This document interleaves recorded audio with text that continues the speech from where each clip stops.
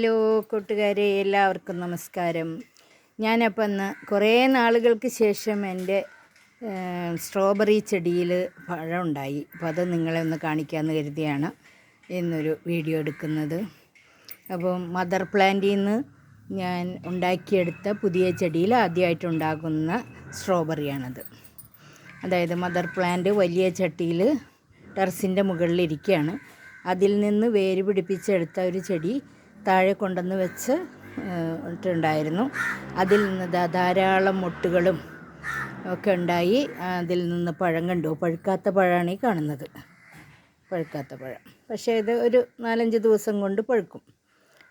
ഇത് പഴുത്തു. ഇനി ബാക്കി വരുന്നതെല്ലാം വലുതാവും. അങ്ങനെ നമുക്കിത് കിട്ടും. അപ്പോൾ അങ്ങനെ ചെറിയൊരു പോട്ടിൽ വെച്ചിട്ടാണ് കേട്ടോ നമുക്കിതുപോലെ കിട്ടിയിരിക്കുന്നത്.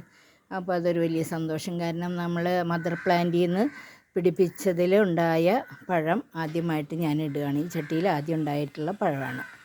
അപ്പോൾ അതൊരു സന്തോഷമാണ്. അത് നിങ്ങളുമായിട്ട് ഷെയർ ചെയ്യാമെന്ന് വിചാരിച്ചു. ഓക്കെ കൂട്ടുകാരെ, എല്ലാവരും സന്തോഷമായിട്ടിരിക്കുന്നു, ആരോഗ്യത്തോടെ ഇരിക്കുന്നു എന്ന് കരുതുന്നു.